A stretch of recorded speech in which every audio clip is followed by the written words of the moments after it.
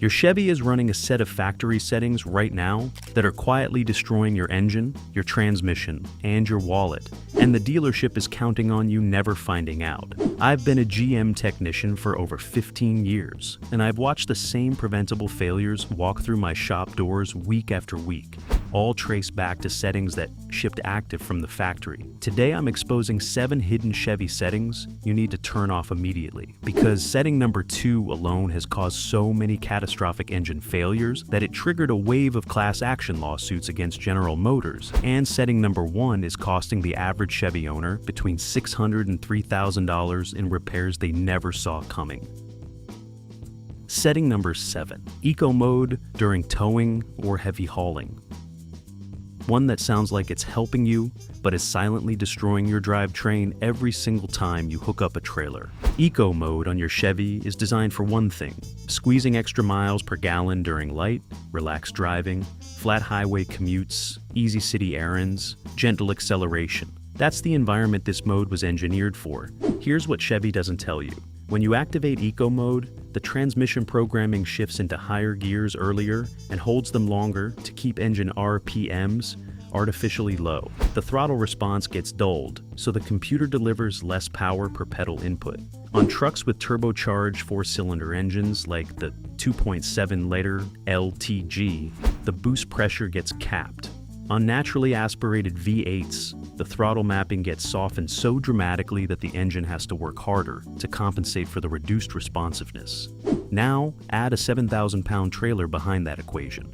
Your engine is already working near its limits just to maintain highway speed. Eco Mode forces the transmission to stay in a gear it has no business being in under that load. The torque converter clutch engages too early and stays locked. The transmission fluid temperature spikes. I've pulled transmission pans on trucks that towed regularly in Eco Mode, and the fluid looks like black tar at 60,000 miles when it should still be pink and clean at 100,000. The lugging doesn't just hurt the transmission. At low RPM under heavy load, combustion chamber temperatures spike, accelerating carbon buildup on piston crowns and intake valves. The engine is essentially suffocating itself to meet a fuel economy target that makes 0 sense when you're pulling a boat uphill.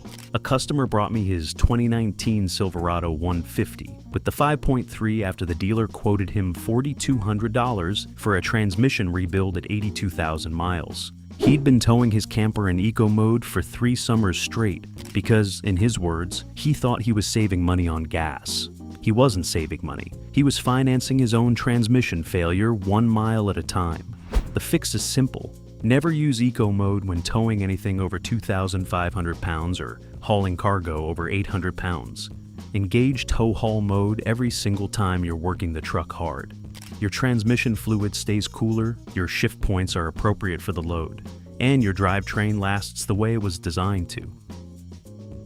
Setting number 6, Performance Traction. Management used in the wrong conditions, your Chevy's performance traction. Management system, or PTM, on Corvettes, Camaros, and performance-oriented trucks gives you multiple modes that alter how the stability control, traction control, and differentials behave.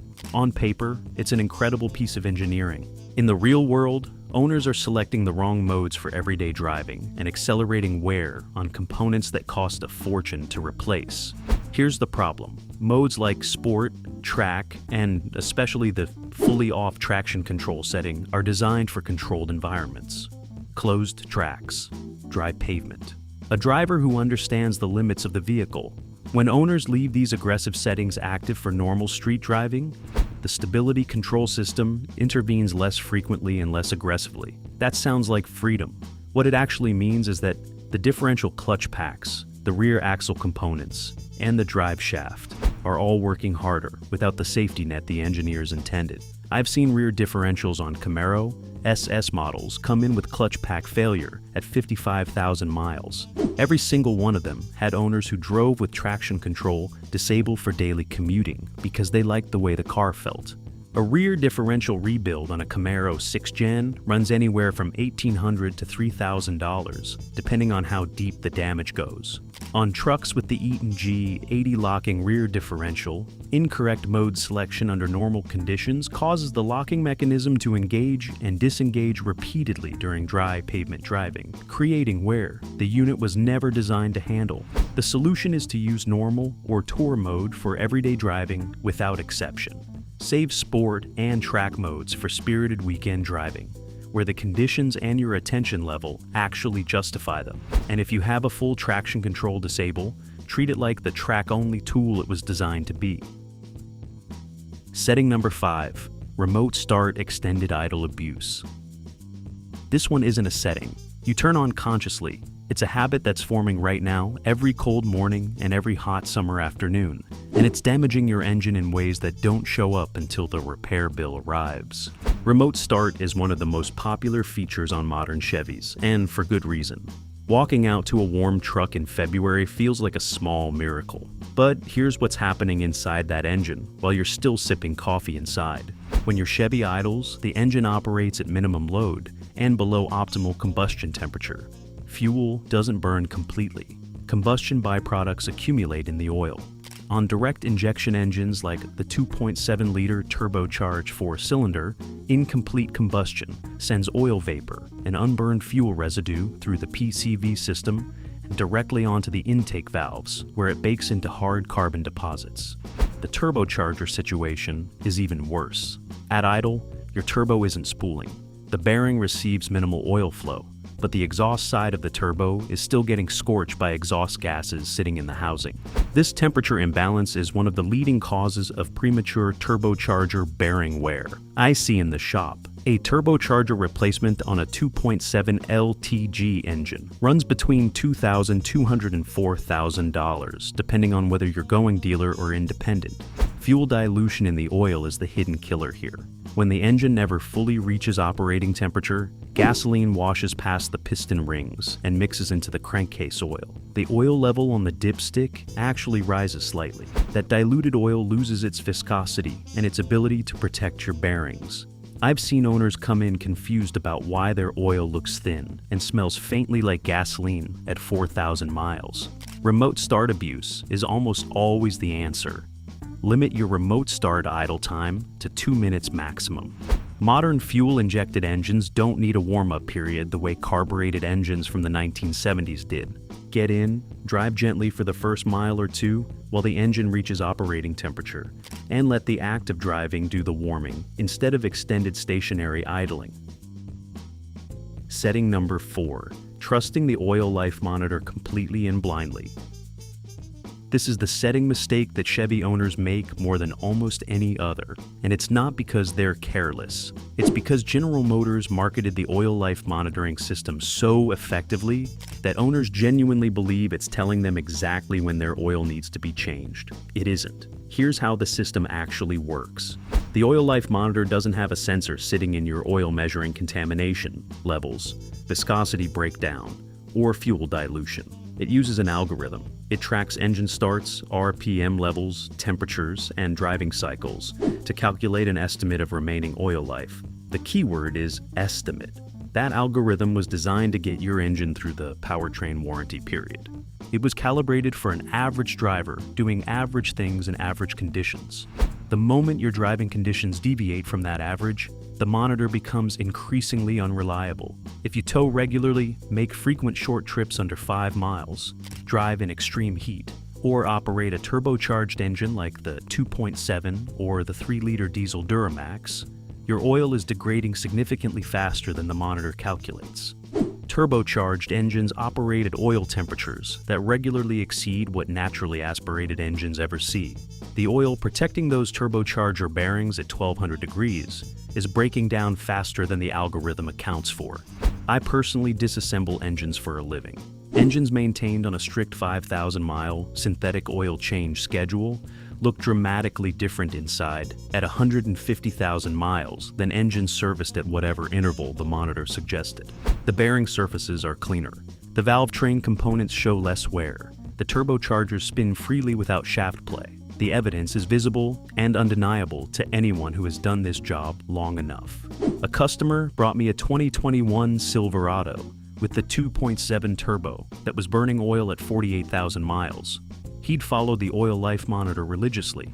Some of those intervals stretched to 9,000 miles. The turbocharger bearing showed wear consistent with a 120,000-mile engine. He was looking at a $4,100 turbocharger replacement on a truck that was barely 3 years old. Change your oil every 5,000 miles using full synthetic, regardless of what the monitor says. For turbocharged applications, some experienced GM mechanics will tell you 4,000 miles if you tow frequently, or live somewhere the summers regularly exceed 90 degrees. The cost difference between following the monitor and changing at 5,000 miles is maybe $40 to $60 a year. The cost difference between healthy engine internals and a spun bearing or a failed turbo is measured in thousands. Setting number 3. Ignoring the transmission adaptive shift reset. This isn't a setting you turn on. It's a behavior the transmission computer develops over time that most Chevy owners don't know can be corrected, and ignoring it is slowly degrading shift quality, increasing transmission temperatures, and shortening the life of one of the most expensive components in your vehicle.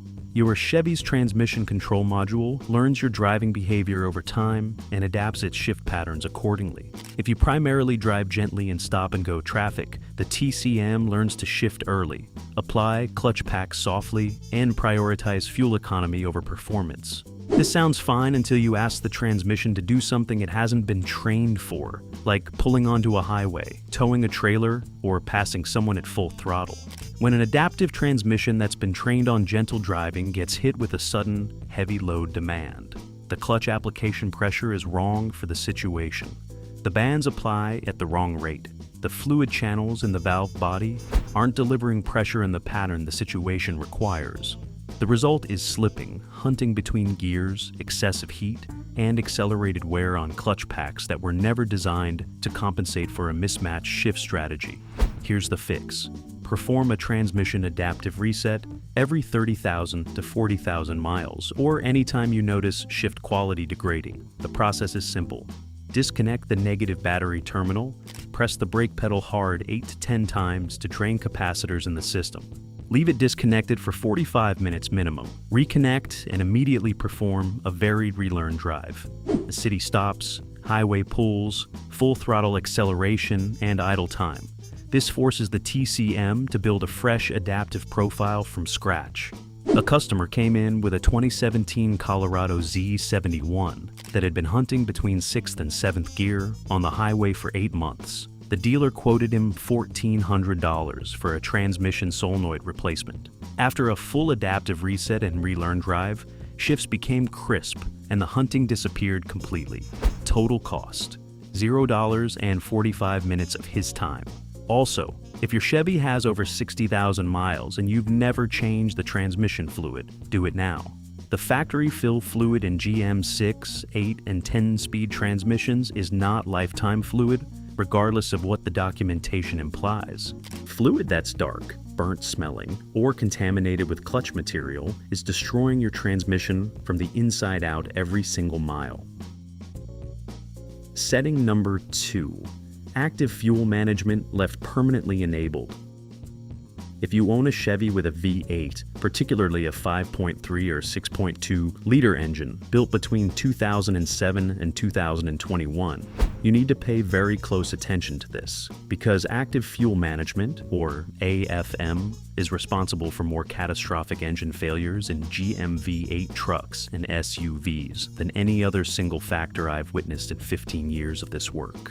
Here's what AFM does. In the interest of fuel economy, AFM shuts down 4 of your 8 cylinders during light load driving. You're cruising on the highway, 4 cylinders go dormant. The intake and exhaust valves lock closed. The lifters that actuate those valves go into a collapsed position using oil pressure. When you need full power again, those lifters are supposed to re-engage instantly. Here's what GM didn't fully account for. Those collapsing lifters run in an oil pressure environment that has to cycle rapidly between active and deactivated states thousands of times over the life of the engine. The lifter bodies wear. The locking pins that hold them in the active or deactivated position fatigue.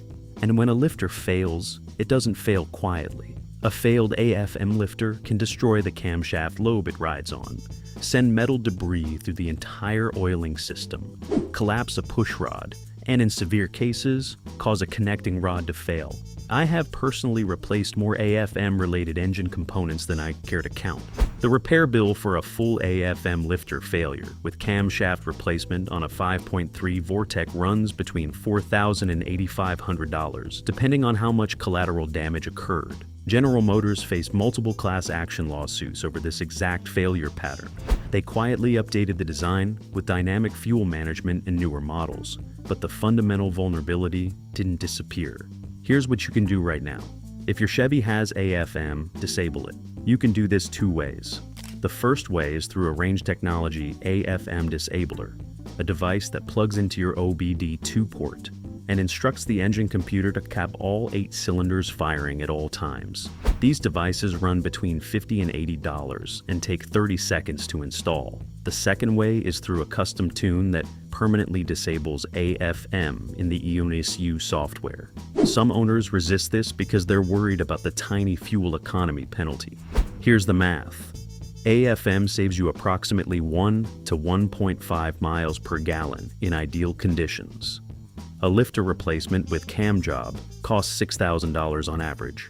You'd have to drive hundreds of thousands of miles on that fuel savings to break even with even one AFM failure. Disable it now. Every mile you drive with AFM active on a high mileage 5.3 is a mile closer to that repair bill. Change your oil every 5,000 miles with full synthetic 5 W30 if you're keeping AFM active. Oil quality is the single most important variable in how long those lifters survive. But the safest thing you can do is simply disable the system entirely. Setting number 1, the auto start-stop system. This is the big one, the setting that drives Chevy owners absolutely crazy every time they pull up to a red light and feel the engine shudder to a halt. Most people find it annoying. What most people don't know is that the annoyance is the least of their problems. Auto start-stop shuts your Chevy's engine off every time you come to a complete stop with your foot on the brake. Traffic lights, drive-thrus, railroad crossings. Every one of those stops is an engine restart event. And here's what no one at the dealership tells you when you're signing paperwork on a new Silverado or Equinox or Blazer.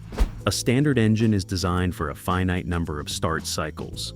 Engineers design starter motors, flywheel ring gears, and cam bearing surfaces around the assumption that your engine starts maybe 3 to 5 times per day.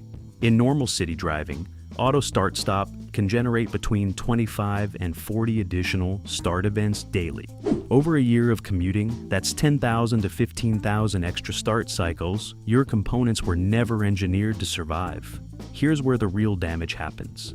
Every time your engine starts, there is a brief window, sometimes less than a second, where oil pressure hasn't fully built up yet. During that window, the cam phasers, the valve train components, and the upper engine bearings are running metal on metal. Engineers account for this on a normal start cycle. They did not account for it happening 40 times a day. On Chevy trucks and SUVs with the 5.3 and 6.2, the cam phasers are particularly vulnerable. These are the components that control variable valve timing, and they rely on immediate oil pressure to function correctly. Repeated start-stop cycles accelerate cam phaser wear, in a pattern I have now seen consistently across dozens of vehicles. The first symptom is a cold start rattle that goes away after a few seconds. That rattle is the sound of metal moving without adequate lubrication. By the time it becomes obvious, you're already looking at $2,000 to $5,500 for a cam phaser replacement, timing chain, guides, and tensioners. The battery suffers in parallel. Auto start-stop requires a premium absorbed glass mat battery, or AGM, that can handle constant partial discharge and recharge cycling. These batteries cost $250 to $400 to replace, compared to $120 to $180 for a conventional battery. So, the system imposes an additional cost on you, even when it's working exactly as designed. The fuel savings are statistically negligible. Independent testing consistently shows auto start-stop saves somewhere between 0.1 and 0.4 miles per gallon in real-world driving. Over a full year, that translates to roughly $25 to $60 in fuel savings. One starter replacement at $500 to $900 wipes out a decade of those savings in a single invoice. There is a button on your dashboard or center console to disable auto start-stop manually, and you should press it every single time you start your vehicle. The downside is that Chevy, like all manufacturers, does not allow you to permanently disable it through factory settings because the system is required for their EPA fuel economy certification numbers. The engineering decision was made for a spreadsheet and a regulatory filing, not for the longevity of your engine. The permanent solution is an auto stop eliminator device. These plug directly into your vehicle's electrical system, typically behind the center console near the stop-start module, and instruct the system to remain disabled automatically every time you start the truck. They cost between $80 and $150 and install in under 20 minutes.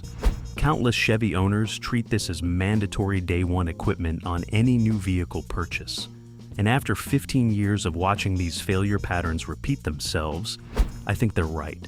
If you've been running auto start-stop extensively and you notice a cold start tick that lasts more than 2 seconds, hard starting, or unusual battery drain, get the vehicle inspected immediately. Early-stage cam phaser issues caught at the first symptom are sometimes addressable with an oil change using a high-quality full synthetic and reduced start-stop activity. Ignored, they become the kind of repair that makes people question whether to keep the vehicle at all. You now know the 7 settings that Chevy quietly ships active on vehicles rolling off the line every single day. Disable auto, start-stop. Disable or manage AFM on your V8. Reset your transmission adaptive data. Stop trusting the oil life monitor as gospel. Limit your remote start idling. Use the right drive mode for the conditions you're actually in. And stop letting eco mode strangle your drivetrain when it's working hard. These aren't opinions. These are patterns I've watched repeat themselves on thousands of vehicles over 15 years. The repairs are real. The dollar amounts are real. And every single one of them was preventable. Which of these settings are you guilty of leaving active? Drop a comment below and tell me which one surprised you the most. If this video just saved you from a repair bill, smash that subscribe button and share it with every Chevy owner you know. Their engines will genuinely thank you for it.